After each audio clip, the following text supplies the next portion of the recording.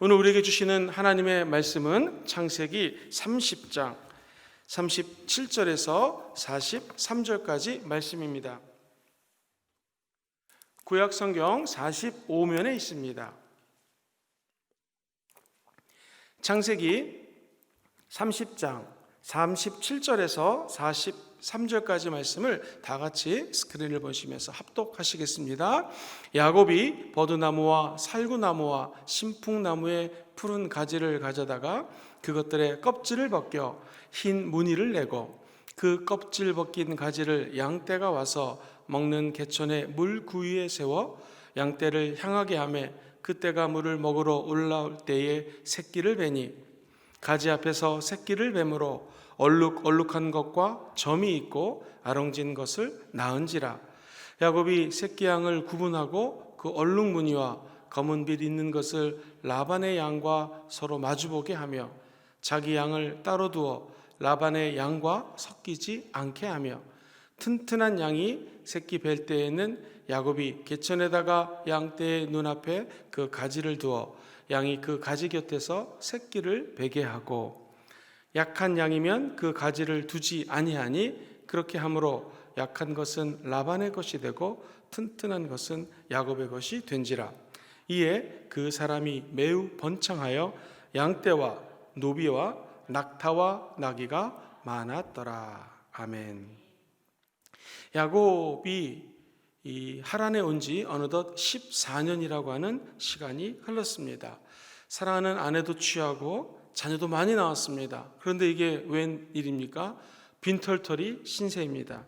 더군다나 라반은 아주 이기적으로 야곱에게 행동을 했습니다. 라반의 불공평한 처사에 야곱은 단 한마디도 하지 않습니다. 불평불만하지 않습니다. 왜냐하면 이 야곱은 하나님과 약속을 굳게 믿었습니다. 그리고 자기가 어떤 양을 갖고 있든지 이 양들은 하나님이 형통케 하실 것이라는 하나님의 형통의 DNA가 있는 것을 믿었습니다. 하나님은 하나님이 원하시는 사람들에게 하나님이 원하시는 것들을 통하여 형통의 유전자를 제공하기 때문에 이 형통의 유전자를 통하여 하나님의 축복이 자기에게 다가올 것을 확신했던 것이죠. 혹시 이 가운데 우리의 삶의 정황이 어떠십니까? 여러분의 처한 삶의 상황과 정황 가운데서도 하나님이 택한 자들에게는 삶에 있어서 형통의 DNA를 숨겨놓고 계십니다. 눈에 보이지 않을 뿐이지 사람이 상상할 수 없는 놀라운 형통과 은혜의 DNA가 우리 삶 가운데 흘러가는 것입니다. 우리 성도님들의 영혼 속에는 하나님의 축복의 DNA가 흘러가고 있고 우리가 만지고 기르고 우리가 함께하는 주변의 것들 속에는 숨겨진 보화 같은 형통의 DNA가 흘러가는 것이죠. 오늘 이 야곱은 양을 치면서 묘한 행동을 합니다.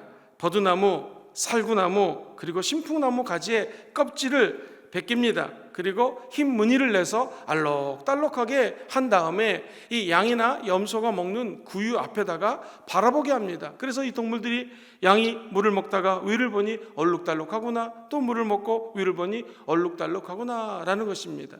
버드나무, 신풍나무 이런 종류는 껍질을 벗기면 그 안은 하얗습니다. 그러나 밖은 파란색, 갈색 이런 게 있습니다. 그러니 이것을 조금 벗기거나 뒤집어 놓거나 앞뒤로 놓으면은요 초록색, 파란색 그리고 갈색, 흰색, 노란색 이런 것들이 쫙 펼쳐지기 때문에 그야말로 알록달록한 모습이 드러나는 것이죠. 지금 이 야곱의 꿈이 무엇입니까? 야곱의 소망이 무엇입니까?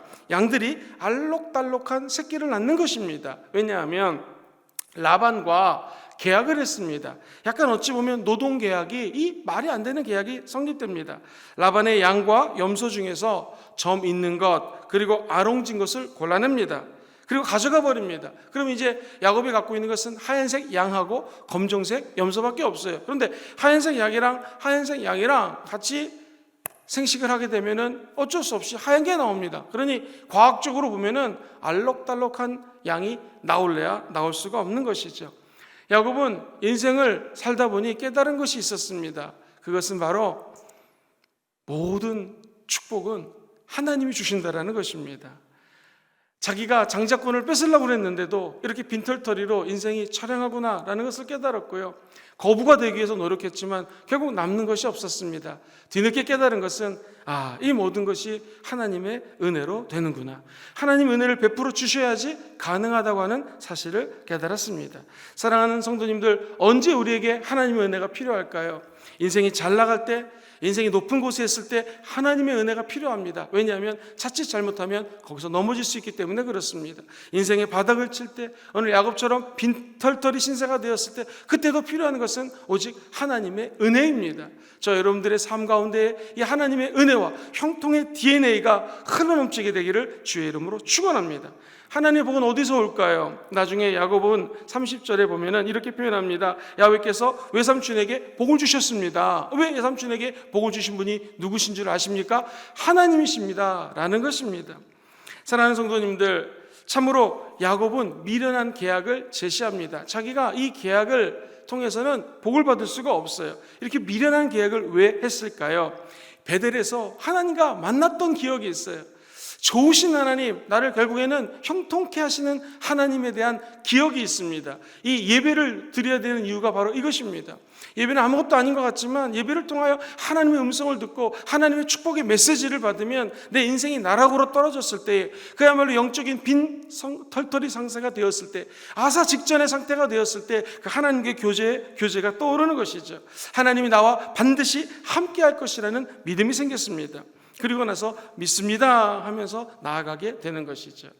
사랑하는 성도님들, 야곱이 사실은 버드나무를 갖다 놓고, 또는 신풍나무, 이 신풍나무는 플라타너스라고 하는 나무고요, 버드나무는 포플러 나무라고 표현을 합니다. 그리고 살구나무는 알몬드 나무예요. 좌우지간 이것들을 놓고 동물들이 계속 바라보게 합니다. 그런데 그 당시 고대 근동에서는 왜 이런 일을 했냐면은, 당시 목동들이 환경을 통해서 이 생식 욕구를 자극합니다. 그러면은 색다른 출산이 나타나는 이때가 있었다라는 기록이 있어요.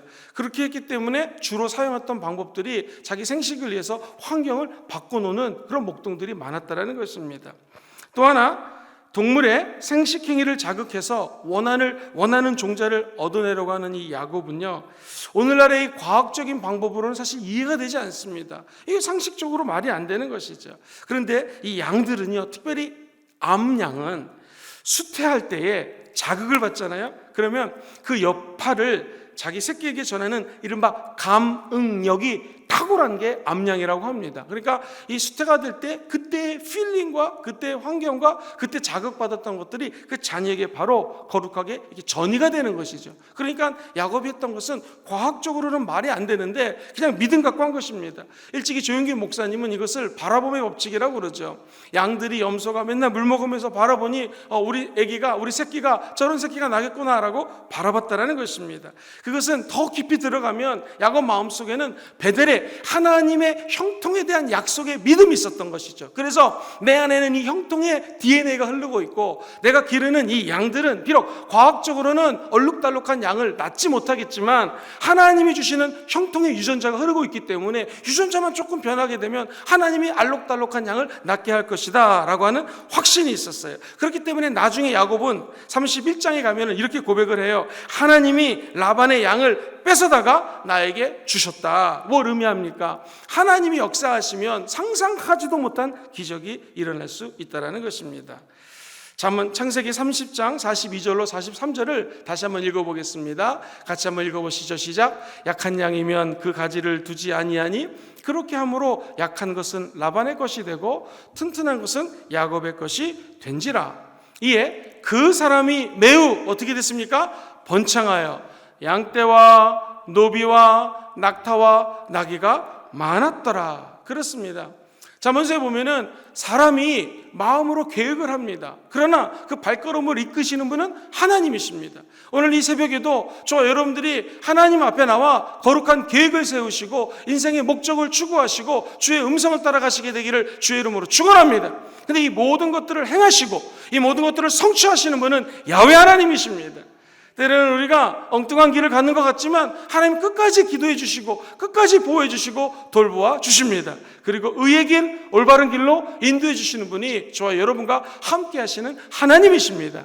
조금 다르게 표현하면 우리 안에는 하나님의 인도함을 받을 수 있는 거룩한 DNA가 흘러가고 있는 것입니다. 이 거룩한 유전자는 원수 마귀가 파헤칠 수가 없습니다. 뺏어갈 수가 없습니다.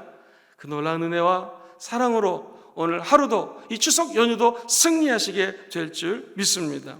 창세기 31장에 보면 사실은 하나님이 야곱에게 꿈속에서 나타납니다. 그리고 꿈속에서 이 라반에게 사기당하지 않는 비법을 하나님이 계시를 해주십니다. 그 중에 한 부분이 31장 12절 말씀인데 같이 한번 읽어보겠습니다. 시작. 하나님이 이르시되 내 눈을 보라, 내 양떼를 탄 순양은 다 얼룩무늬 있는 것, 점 있는 것과 아롱진 것이니라. 라반이 네게 행한 모든 것을 내가 보았노라. 라반에게 네가 그동안 힘들었던 것, 어려웠던 것, 네가 흘렸던 눈물을 내가 보았노라. 사기당했던 것을 보았노라. 이제 내가 너에게 알록달록한 양을 줄 것이다 라는 하나님으로부터의 계시를 꿈으로 받게 됩니다. 그렇기 때문에 야곱은 오늘 이러한 상식적으로 과학적으로 좀 엉뚱한 일을 행할 수 있었던 것이죠. 사랑하는 성도님들, 믿음으로 살고자 하는 자들에게는 하나님의 기적이 일어나게 되어 있습니다.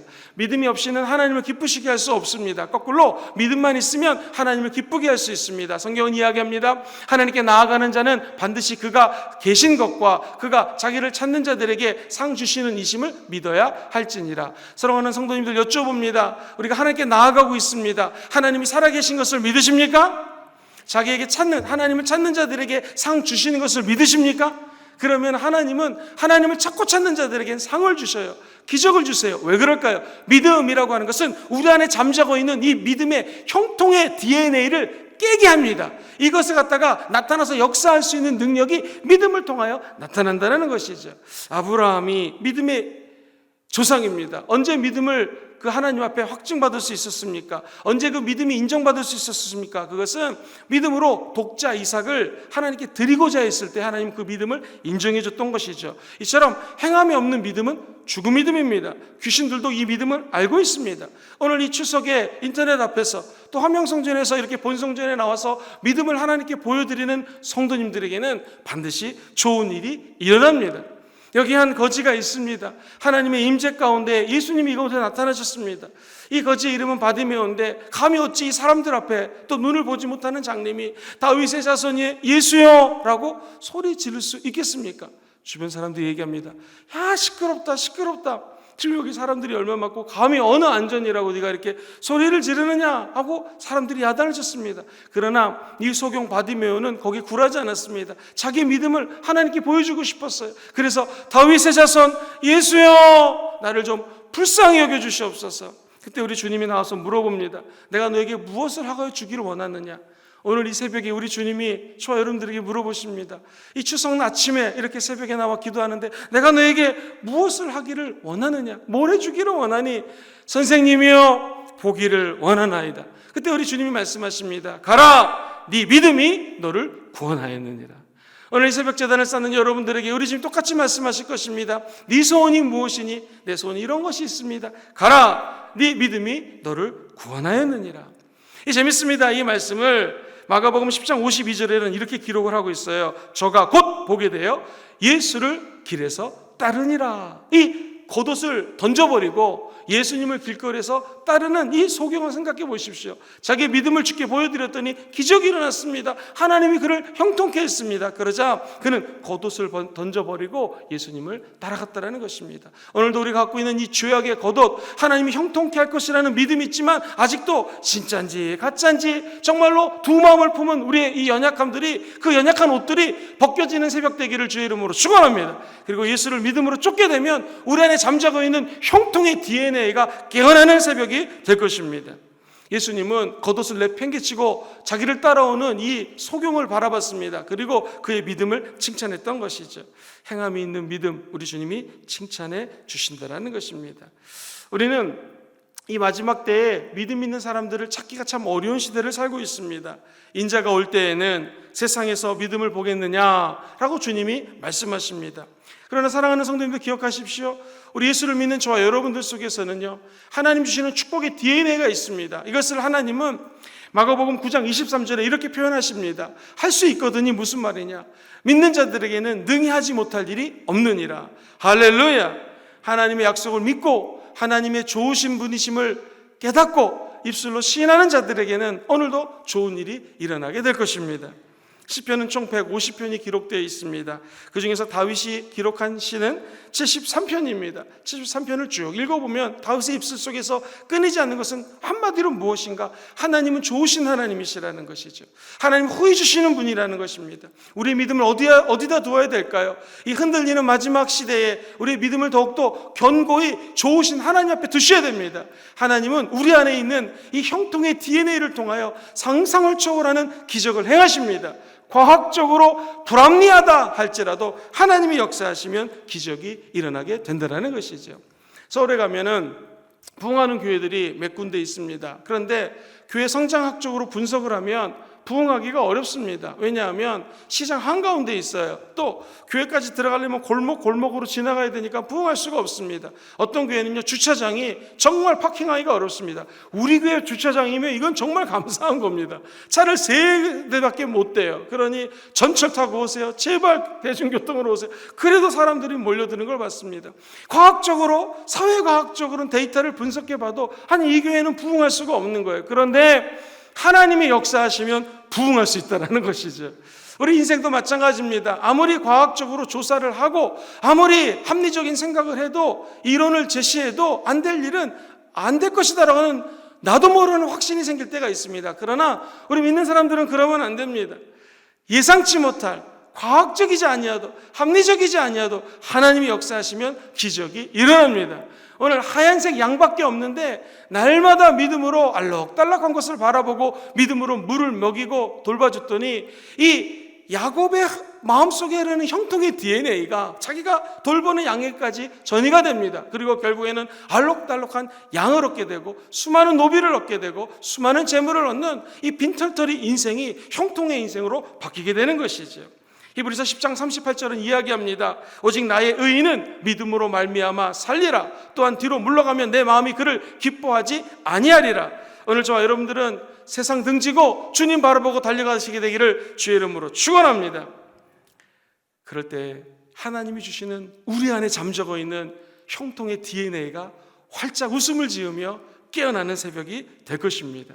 레아의 출생, 라헬의 출세한 이야기, 오늘 야곱이 재산이 증식하는 이야기, 그리고 처녀가 동정녀가 잉태한 이야기, 이 모든 것들은 상식적으로 맞지가 않습니다. 그러나 하나님께서 베델에서 야곱을 만나주시고 약속해 주셨습니다. 그것이 눈으로 보이는 현실화되는 것은 우리 안에 잠자고 있는 형통의 DNA가 깨어날 때입니다. 과학적으로 증명할 수 없는 말도 하나님 역사하시면 기적이 일어납니다. 저와 여러분들이 하나 할 것이 있습니다. 그것은 하나님이 내 편이신가? 이거보다 중요한 것이 있지요. 그것은 내가 하나님의 편인가? 내가 하나님 옆에 서 있는가? 내가 하나님 원하는 일을 행하는가? 따져보시고 이것만 맞는다면 하나님은 우리 안에 있는 잠자는 DNA를 깨워주실 것입니다. 그리고 기적을 통하여 저와 여러분들의 인생에 활짝 피어나는 꽃들처럼 형통의 DNA를 통하여 눈에 보이지는 않지만 손에 잡히지 않지만 기적의 열매를 창출하여 주실 것입니다. 베델에서 하나님 앞에 소원을 한 야곱, 나를 축복해 주시면 내가 이곳에 제단을 쌓겠습니다. 그리고 11절을 하나님 앞에 드리겠습니다. 하나님 나를 축복하여 주옵소서. 그 베델의 하나님이 지속적으로 야곱에게 축복을 주십니다. 오늘도 그 하나님을 만나시고 하나님 주시는 언약과 축복을 통하여 우리 안에 있는 형통의 DNA가 깨어나게 되기를 주의 이름으로 축원드립니다.